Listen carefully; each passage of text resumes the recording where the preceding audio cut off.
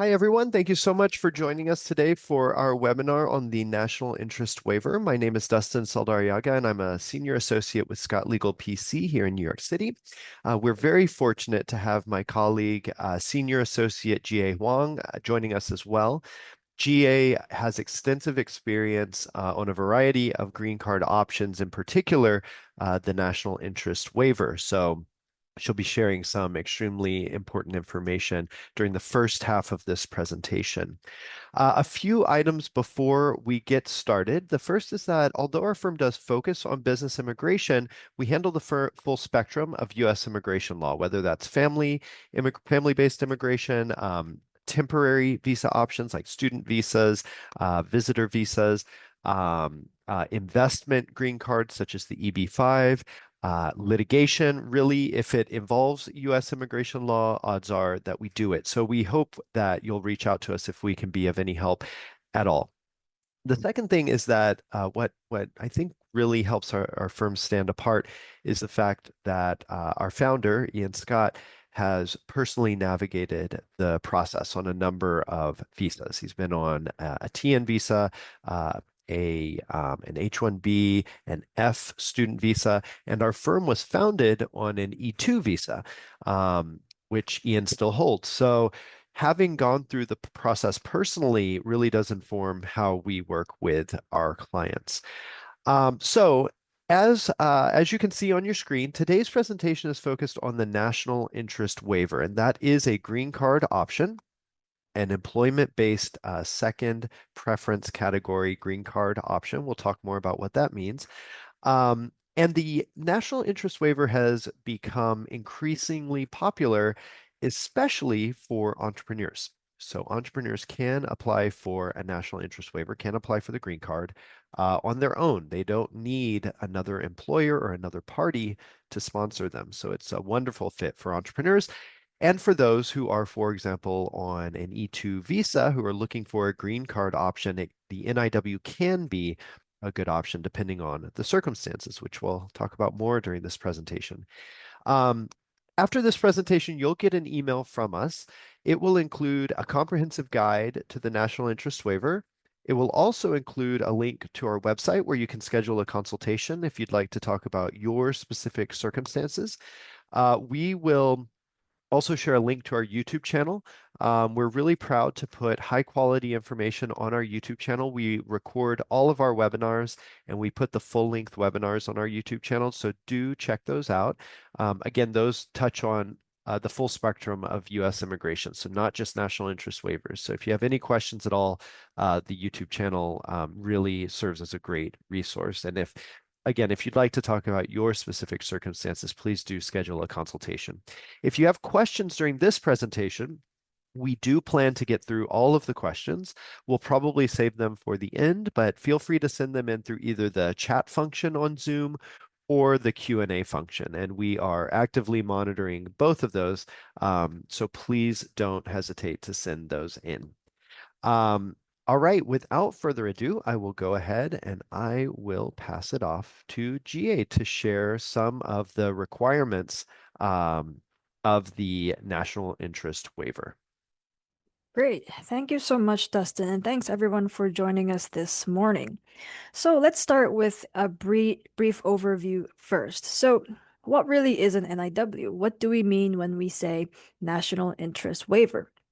So the EB2 NIW is a green card option that can be available to you when the government concludes that you are coming to the United States to do something that is in the national interest.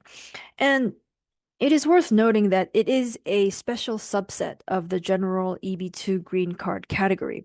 So when we speak of the EB2 employment-based green card category, that also includes the more general option where you would have a US company sponsoring you with a permanent job offer, and then where the US company would go through what is called the labor certification process to test the labor market to see if there's anyone minimally qualified in the United States who can take your job instead.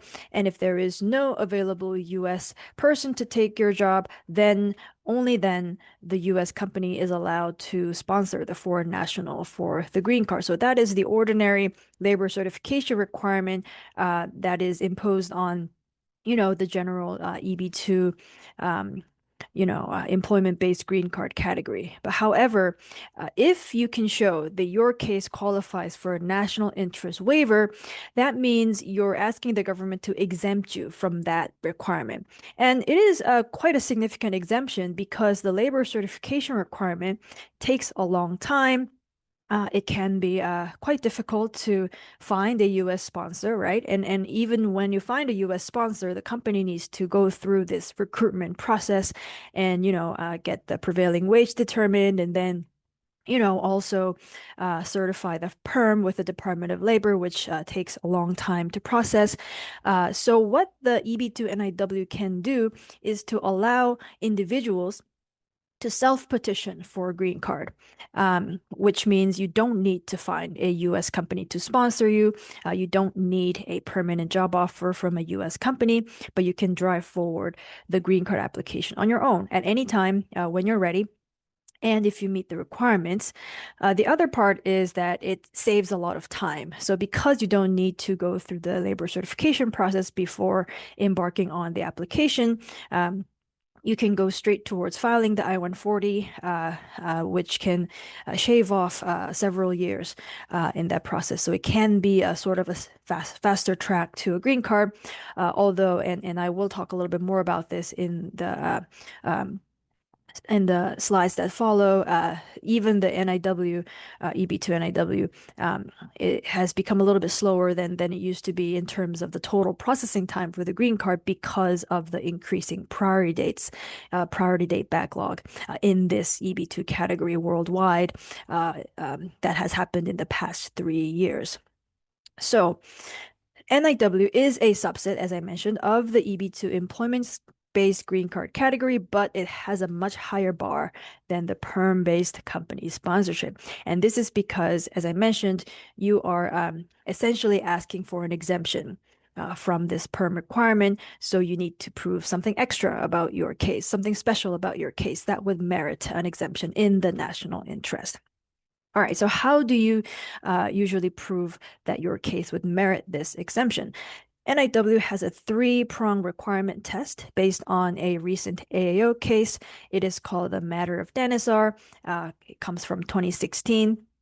And in addition to showing that you meet the three-prong Dhanasar test, you also need to show that you meet the EB2 threshold requirement that is required for all applicants applying under EB2, no matter if it may be the NIW or the general perm based. You do need to show that you either have an advanced degree defined as a master's degree or above, or you can also show that you have the equivalent of an advanced degree through showing that you have a bachelor's degree and 5 or more years of progressive work experience in your field, or show exceptional ability in the sciences, arts, your field, to show that you meet the EB2 threshold, kind of as a minimum, threshold before even going to the NIW requirements.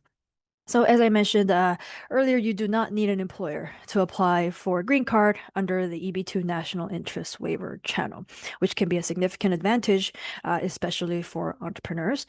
And the waiver relates to the EB2 requirement to prove that the employer cannot find a qualified US worker, which is basically the perm labor certification requirement. And the challenge for a successful NIW case is proving why your case merits an exemption from the ordinary requirements of a job offer and labor certification in the national interest. And one thing to keep in mind here, and this is something that gets a lot of misrepresentation, is that NIW is not just a STEM-related category. Applicants in any field may actually apply. Even, applicants in fields such as law. We have successfully done a case for a lawyer who was approved for an NIW. or even the humanities, such as philosophy, if you can show that your work can significantly impact the field, provide a new paradigm for, I don't know, literary criticism or, historical discourse or something like that, you can definitely feel free to apply. And the thing to note here is that the specific proposed endeavor is important, and it is not necessarily the applicant's field that determines the outcome. For example, we've also heard of many myths about the field of piloting, aviation, right? So if you're a pilot, because the US has a shortage of pilots, any pilot can be approved for a green card. Now, I'm sorry to say that is also a myth because it is not about the field, the field that is important, but it is what the applicant is proposing to do within that field that is important. And the government is really looking for, will the applicant's endeavor have a broader impact to the field as a whole, rather than just simply fulfilling a need for labor, fulfilling a need for one job. And if the proposed endeavor stops there, then unfortunately, even if the person is working in a very, very attractive field, such as AI or, things like that, that will not be enough to drive forward a successful NIW application. So it is very, very important to keep in mind those nuances when you're approaching the NIW. So let's go to the next slide. All right. So now let's dig a little bit deeper into the threshold requirements for the EB2 category. So for both perm cases and NIW cases, the applicant needs to show that they meet the requirement for the EB2 category. You can meet it by either showing that you have a master's degree or higher, which is, basically called an advanced degree. PhD degree, for example, MBA, for example, Master of Arts, Master of Science, or even an MD, a medical doctor, or a JD or Juris Doctor can be seen as an advanced degree because you normally need to already have a bachelor's level degree in order to gain admission to those kinds of programs. Now, if you don't have a master's degree, but if you have a bachelor's degree in your field and you also have 5 or more years of post-baccalaureate progressive work experience in the profession that is related to your degree after you have earned your bachelor's, then you can also prove that to show that you have an equivalent of an advanced degree.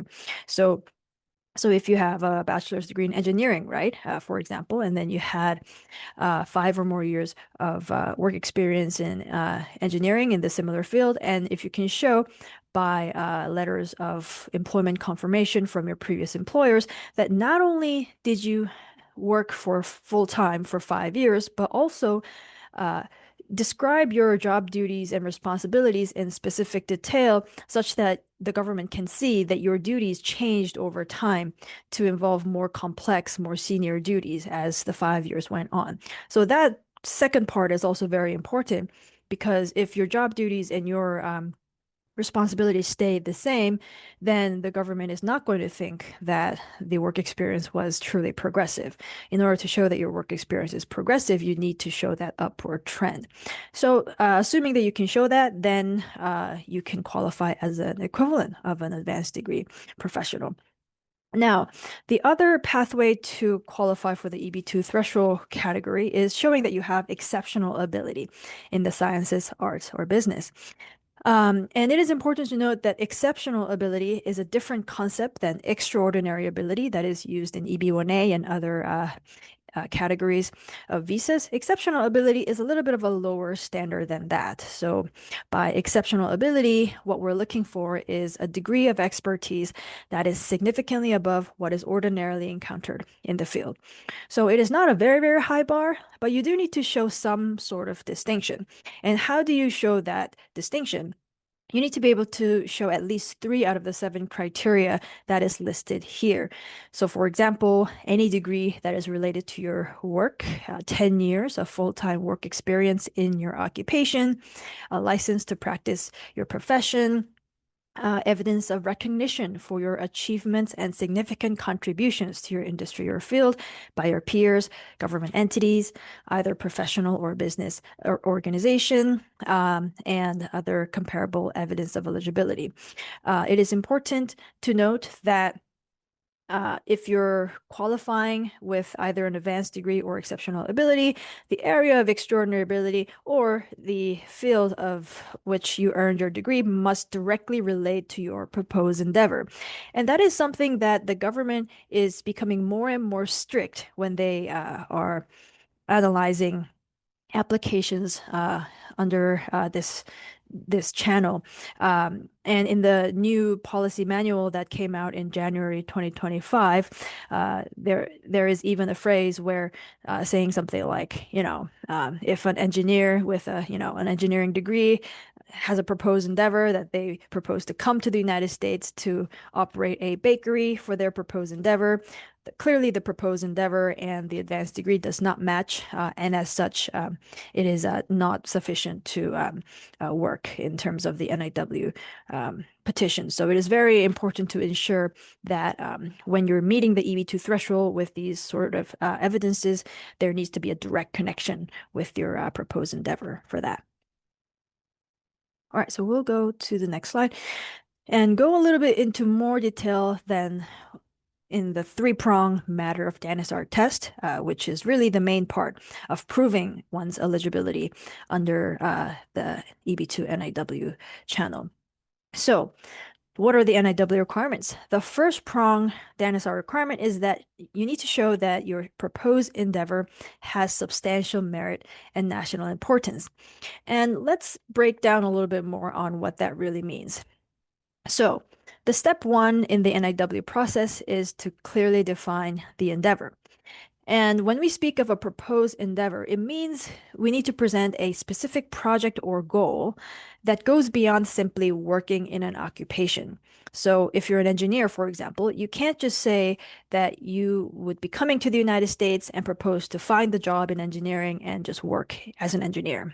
If it's such a one-line proposal, that is unfortunately not going to work as a proposed endeavor. The government is looking for something more specific than that. What will you be doing as an engineer?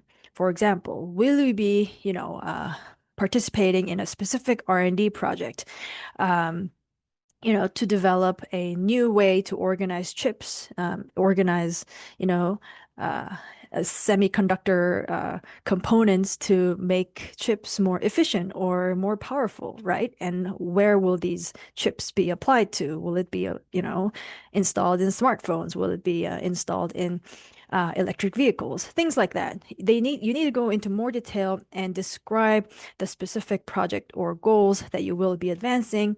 And hopefully that will be something that is persuasively to have an impact in the field and making, best practices to the field or industry as a whole, rather than just benefiting the bottom line of a company. So that kind of proposed endeavor is what the government is looking for, that level of specificity and concreteness. Now, geographic scope is no longer the focus after Matter of Dhanasar. So you do not need to show that your specific project will touch every single state in the United States. That's no longer required. However, you do need to show that in a qualitative way, your endeavor will have national or even global implications within a particular field, such as through improved manufacturing processes or medical advances, right? So if you are developing, a new treatment for a difficult to treat disease, right? And you can understand that within that particular field, within that particular sector of medicine, you will have a nationally significant impact because, if you will be, pushing the envelope of, how these diseases can be treated, you'll be changing lives. You'll be, doing something new for the field that improves the status quo of how things are done. That kind of proposal, that kind of project is what the government is looking for when they look for projects of national importance. Now, another way you can prove national importance is to show substantial positive economic impacts that is clearly substantial when you think of the general economic needs of the region as a whole. So let's say to a if you're developing a series of businesses in a particularly difficult region where there's a high unemployment rate, right? But if you're really revitalizing the economy by creating a high number of jobs, let's say 200 jobs across all of your businesses, right? And if you can get a letter of support from a local business association or a local congressperson, right, confirming that your presence in that particular region is critical for the region's successful economic development. And if the scale of the economic impact, the revenues, the taxes, and the job creation is rising up to that level, then yes, even if your endeavor is only touching a particular region, you can show that the merits of that endeavor rises to the level of national importance. So definitely get in touch with us. You want to speak to a lawyer to really get a good sense of how likely it is, how plausible would it be to be able to show that kind of impact. An experienced lawyer can definitely provide that assessment for you. Um, the benefits must go beyond one's immediate employer or clients. That is very important.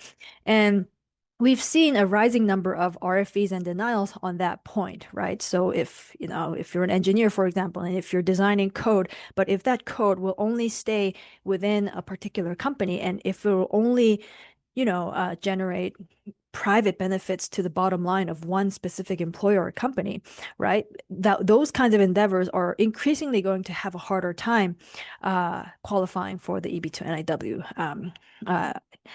By contrast, the government is looking for a broader impact to the field. So maybe you'll do that by thought leadership. Maybe you'll do that by publishing papers or patents based on the technology that you're developing.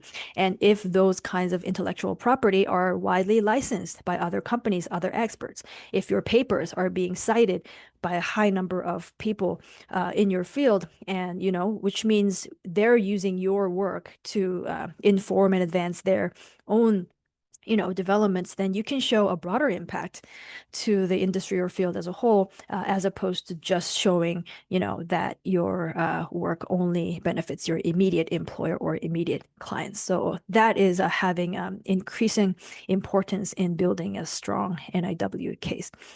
Substantial merit versus national importance. Substantial merit is the easier standard, but you must achieve both substantial merit and national importance. And national importance, I would say, is where a lot of the applications are getting pushback, strong pushback from USCIS lately. So a nuanced and well-informed approach is very, very important for a successful application. Job shortage issues in the United States does not mean the profession rise to the level of national importance. We already discussed the example of pilots. If you are coming in with a proposed endeavor, proposing to change the field of piloting in a way, where other pilots would learn from your endeavor and also be impacted, that may be one thing. But if your endeavor is limited to simply proposing that you will be a pilot for an airline and the benefit stops there, then it will be a very difficult NIW case to defend.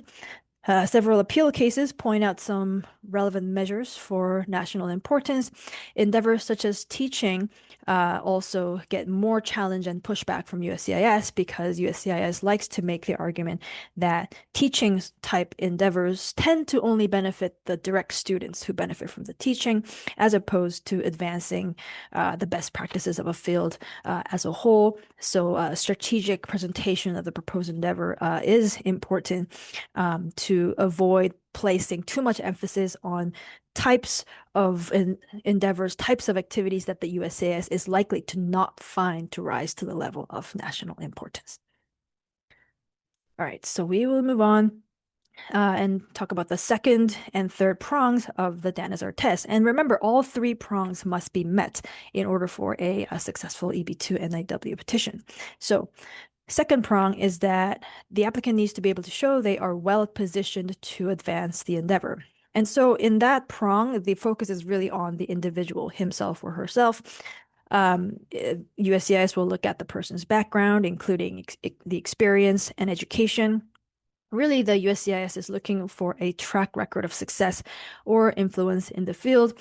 that will show that the proposed endeavor will also likely to be successful. If you are proposing to do something that is completely distinct from anything else that you've done in the past, then it's going to be a difficult case to show that you are well positioned. If you have published intellectual property, such as patents or scholarly journal articles in your field of research, that can also be helpful in showing that your future research will also be impactful. If you are an entrepreneur, for example, and if you have received significant traction in your business project already, that can also be very helpful for the second prong.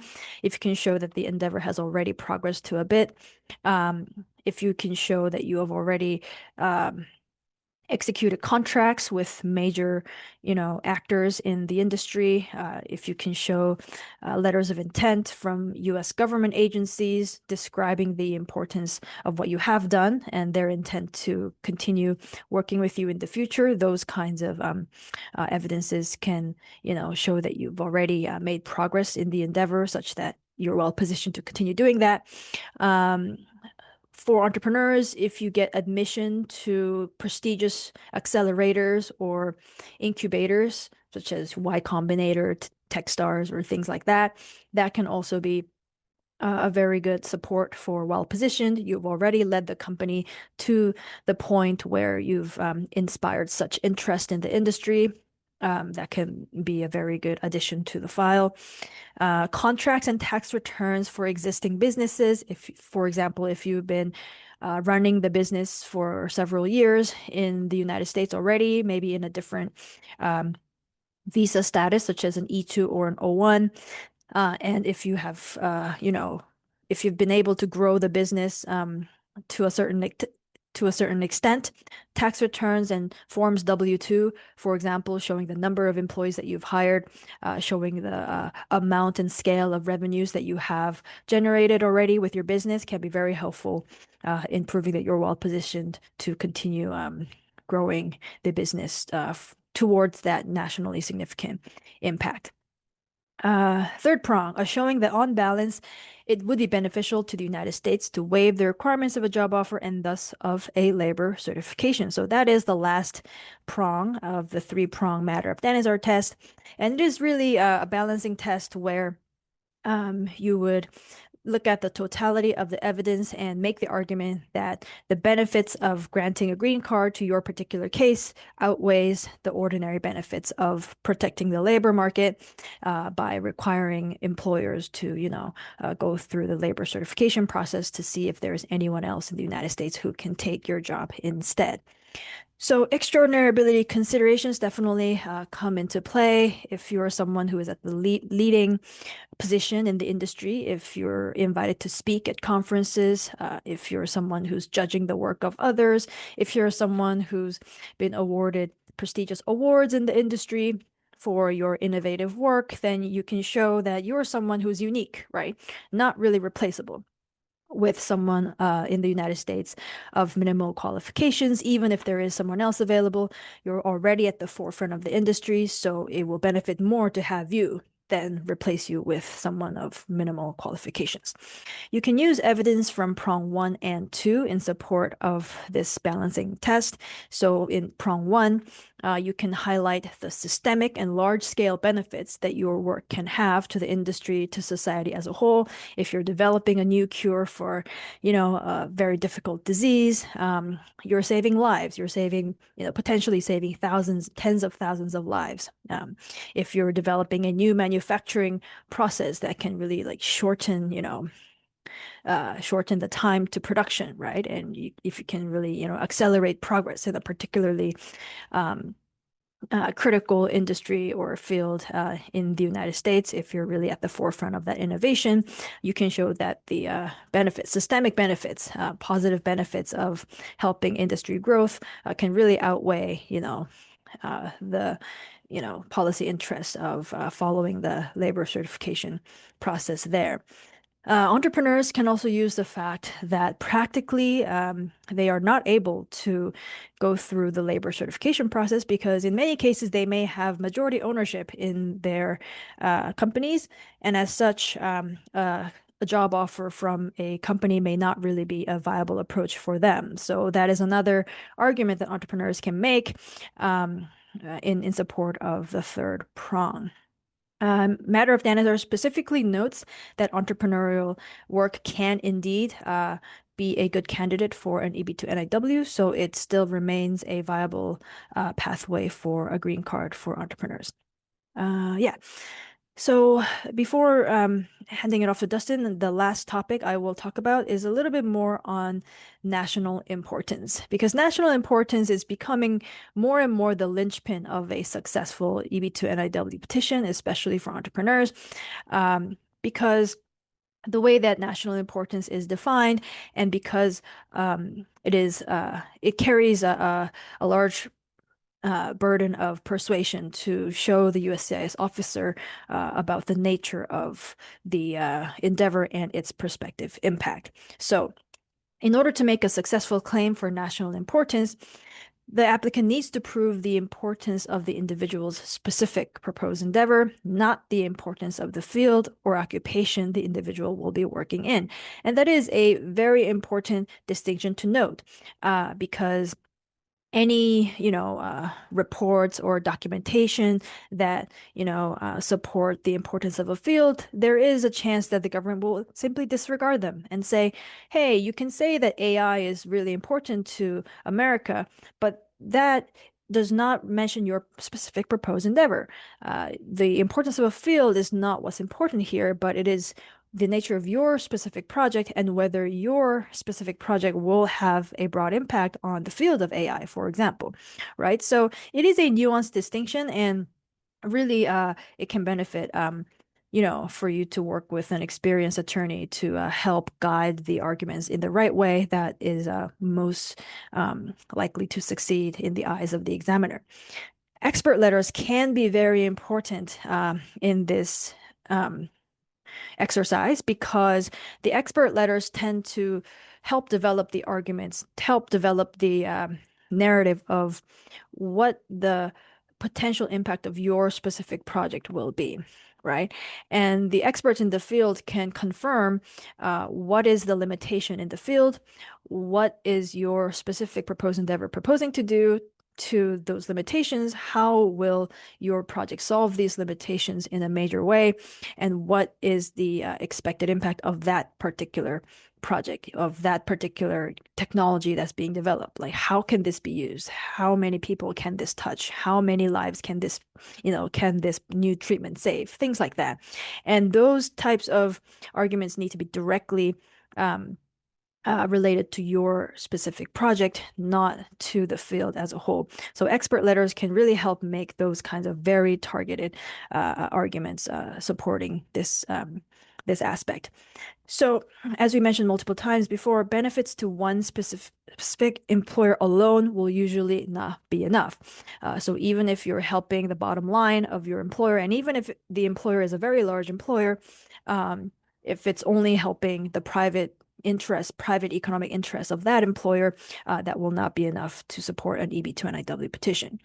The USCIS is looking for broader impact to a field, a region, or the public at large. So, for example, a person developing a drug for a pharmaceutical company may establish national importance by demonstrating the prospective public health benefits of the drug instead of solely projecting the profits that will accrue to the employer. Similarly, widespread interest in adopting or licensing a technology, a novel and important manufacturing process, or how the technology stands to impact the development of similar technology by other companies may meet the national importance standard. If you are relying on substantial economic benefit for your national interest argument, creation of U.S. jobs and/or revenues at a level that is significant with respect to a population or economy of a region, and we are really talking about a high number of jobs objectively, then that alone can also support a claim of national importance. Perfect. Thank you so much, Jiyae. So we will be building off of what Jiyae has shared in this next slide and really talking about what the evidence is that you want to include in a national interest waiver submission. So as Jiyae mentioned, the first step in an NIW application is showing that you meet the threshold requirements. In other words, that you have an advanced degree a master's degree or higher, or a bachelor's degree and 5 years of progressive work experience. Or if you don't meet either of those two requirements, then you have exceptional ability in the sciences, arts, or business by showing that you meet 3 of the 7 criteria that Jiyae mentioned before. So if we look at what evidence you would include, the first step in a national interest waiver application is filing what's called a Form I-140 with U.S. Citizenship and Immigration Services, or USCIS. And with these applications, you submit copies. So you're not going to submit the original documents. So you will submit copies of all of these. If you're qualifying based on your advanced degree, you would submit a copy of your diploma. You would submit your copies of your transcripts. If you're qualifying based on a bachelor's degree and work experience, you would provide a copy of your bachelor's degree and letters from your past employers documenting that work experience that's signed by those employers. One note, if you are qualifying based on a degree, you do need to get an academic equivalency report. And if your degree is from an institution outside of the US. And what that report is basically doing is explaining to USCIS what the US equivalent degree is. Sometimes it can sound a little bit absurd. If you get a PhD from the London School of Economics, do you really need an equivalency report? Unfortunately, you do. And it is just to show the USCIS officer that if that degree were acquired in the US, it would be a PhD or a master's or a bachelor's degree. If you're qualifying based on meeting 3 of the 7 criteria, at least 3 of the 7 criteria to show exceptional ability, you really need to think about which of those criteria you're trying to satisfy and what documents will satisfy them. So what I always like to say is that this is an area where you should not be humble. You need to think creatively. You really are trying to be your best advocate. Even if you have an immigration lawyer, you are most familiar with what evidence exists out there. If there's ever been a newspaper article about your work, it's going to be hard for your immigration lawyer to know that, 3 years ago, there was an article written about your work. You would need to bring that to their attention, or it's helpful for you to bring that to their attention. So this really is an area where you advocate for yourself. You think about what are the criteria that I'm trying to qualify on, and then what is the best evidence that I can show the government to prove that? And of course, your lawyer can help you strategize what the best evidence is. If you tell them, I've received funding from the federal government, I've received grants for my work, then your lawyer can help you understand, well, here's what would be convincing, that the documents that you would provide to prove that. Or if you say, well, articles have been written about my work, we would be happy to work with you about thinking through what articles would be most convincing, thinking about the circulation figures of the newspapers or of the podcast, if you were interviewed on a podcast, or if you were interviewed on your local news, how best to document that in your application. So anyway, a lot comes down to what criteria you're satisfying, and then working with us or your immigration lawyer, whoever your immigration lawyer is, to figure out what the most convincing evidence would be. A few recent trends and strategies that we have seen. The first, Jiyae mentioned this, the national interest waiver really has become dramatically more popular over the last few years. And what that's meant is not just that USCIS is receiving many more applications, but also that there are many more denials. And yes, that is probably in part because the government is becoming more strict with the new administration. They are looking for certain things in applications. But the fact is, we do see a lot of these being approved, even in the current administration. And so a lot is likely due to the fact that there are just many, many more people applying for these, and a lot of these applications simply do not qualify. As Jiyae mentioned before, there are many rumors that get passed around about what will and will not work for an NIW, including in the last year or two, pilots, there was a huge wave of applications for pilots that just did not qualify for an NIW. So we do see that happening as well. Um, I think given that landscape, it's especially helpful to work with a qualified immigration lawyer on these applications.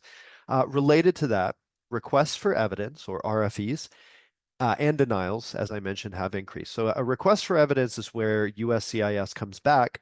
They've received your application and they say, we want to see more evidence on these points. You claimed this, we want to see more proof of that. Um, you know, some RFEs are quite straightforward to respond to, and others can be very complicated. A lot depends on um, how the application was prepared, how strong the application is, and also what officer you get. There are times where we have submitted essentially identical applications for two people because, say, they are working for the same business, for example. So they essentially have the same application. And one application will be approved outright, and the other application will receive a very extensive request for evidence. So in some ways, it does come down to the reviewing officer for better or for worse. And of course, we help our clients navigate that when clients do get an RFE. The positive note, though, that I would say is that an outright denial, at least on cases that our firm prepares, an outright denial is extremely rare. The government is likely to either approve the application or come back with an RFE and make it clear what more evidence they'd like to see. And we fortunately do have a good track record responding to those RFEs and getting approvals after that. Of course, past performance doesn't predict future outcomes, but that is what we've seen. The government has also issued policy guidance over the last few years, not just with the current administration. Under the Biden administration, there was policy guidance that came out that made it clear that endeavors that are in STEM fields, so sciences, technology, engineering, math, the White House is particularly looking for those types of enterprises, which was wonderful. Unfortunately, the Trump administration has rolled that back to some degree, but that being said, there really is no harm in still advocating for that aspect of your business if you are in a STEM field. It's just that we wouldn't necessarily be able to cite to a White House publication saying that they're going to prioritize those applications. But again, we still do see plenty of these move through with success. So if you are in a STEM field, I would say don't let that hold you back. Also, Jiyae mentioned the case Matter of Dhanasar. Matter of Dhanasar, I don't think we can exaggerate how important that case is in the NIW world. It really is a wonderful case for a couple main reasons. The first is that it provided a much clearer framework for the government to evaluate these applications. So fewer surprises, much more reasonable, I think, in terms of helping applicants understand what they need to show the government. But second of all, it made it very clear that entrepreneurs can and should apply for NIWs, that they are eligible. They can self-petition. And so for entrepreneurs, Matter of Dhanasar has especially been a wonderful case for them. So on the note of entrepreneurs, how do you satisfy the prongs that Jiyae talked about before? And the two prongs I'll talk about in particular, Jiyae mentioned three, meaning that the enterprise has substantial merit, the endeavor has substantial merit or national importance. The second prong being that the applicant is well positioned to grow that endeavor, to pursue that endeavor. And the third, that the applicant should be exempt from the labor certification. That third prong is quite straightforward to address if you satisfy the other two, which is why we focus on the other two. So if you're an entrepreneur, how do you do that? So to show that your endeavor, as again, you're an entrepreneur, assuming you're an entrepreneur, your endeavor is, say, a startup or a business that's a few years old. How do you show that that has substantial merit or national importance? And I should say, this could be an established enterprise that you've been working on for years. You could point to objective evidence showing the importance of the work being done. So Maybe you have received government funding. Maybe your business does research in an area that the government cares a lot about. Um, Maybe you are creating jobs in a socioeconomically distressed area. So you would show that an economic report on the area where the business is, and you would include in the application proof that your business is creating jobs. A side note, if you are applying based on job creation, you do need to show significant job creation. We are talking jobs in the dozens. So this should not be, 5 or 10 jobs. You should be looking at 70, 80 jobs that your business is creating if you're looking to qualify for an NIW based on job creation alone. Um, what we would typically recommend is don't just rely on that one prong. So if you're creating jobs, also look for another way in which your business is creating value. Just as an example, we did have a client who had created about 100 jobs in a socioeconomically distressed area. And the nature of the business was to revitalize kind of expired buildings and expired parts of town. So this was kind of a cultural reclaiming. This was a historical reclaiming of areas in addition to the job creation. So you do want to look for, it's kind of a belt and suspenders approach if the job creation aspect alone doesn't work. If you've received funding from venture capitalists, that is great proof. Again, you're looking for objective third-party evidence that the business has substantial merit and national importance. So, what have newspapers written about you? What people have been willing to invest in your business? Has the government been willing to invest in your business? Can you get letters from local politicians saying that you actually the business is creating significant value for the local community? Have you received any awards or that celebrate the business? So things like that, that's what you want to look for. Again, advocate for yourself. This is an area to not be humble, to not be modest, to really think about what is the best uh, evidence out there that shows that this really is a special and important business. Similarly, on the second prong, how do you show that you are well positioned? Think about your role at the business and what objective third-party evidence there is showing that you are critical for this business. So, are you the founder? Do you have an ownership share in the business? What are your job duties at the business? Have articles been written about you and your role? Do you have a track record with other businesses that you've started in the past that have done well, showing that you by nature have a history, a successful track record of being an entrepreneur? Would local politicians be willing to write letters about you and not just your business? So these are examples of what you can show to show that you are well positioned to drive that endeavor forward. So a few things on timing. I mentioned that the process for applying for an NIW is to first file the form I-140. Right now, the EB2 category is not current. That means that there are not green cards available for it right now. So what that means is you would need to file the I-140 and you would get a priority date, which is the date basically when the government receives the application. And then you would need to follow what's called the Visa Bulletin. This is a monthly publication put out by the US government, basically showing where they are in line. So, like I said, green cards are not available because the line is too long for the EB2 category. So, right now, there's about a year and a half wait. So, if you were to apply, so I should say that what that means is that right now, people who applied in the middle or early 2024 are now green cards are available for them. So you would just need to wait in this line. You'd file the I-140, you would wait. And then once your category is current, if you're in the US, you'd be able to file the I-485, or if you're outside the US, you would file the DS-260 uh, if your I-140 is approved. And the I-140 is just kind of showing that you qualify for the EB2. And then the I-45 or the DS-260 is really your green card application, where you're actually requesting the green card or the immigrant visa if you're abroad. So fortunately, though, there is premium processing for national interest waiver applications. That means the government, USCIS, will guarantee a decision on the I-140 within 45 business days.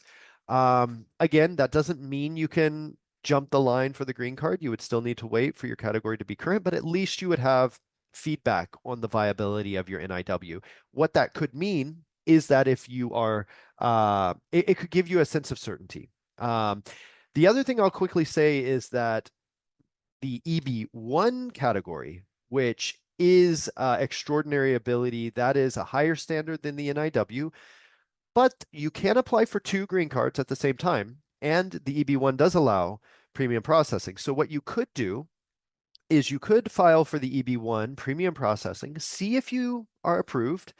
Um, if you are, wonderful. And if you're not, then you could apply for the NIW and see if you qualify for that. That is an approach that some people take, again, because the EB1 is current. So if your EB1 I-140 is approved, you could apply for a green card immediately. And if you're in the US, you can apply concurrently, meaning file the I-45 and the I-140 for the EB1 at the same time, which would give you work authorization and travel authorization at the same time. So that could give a lot of flexibility to someone.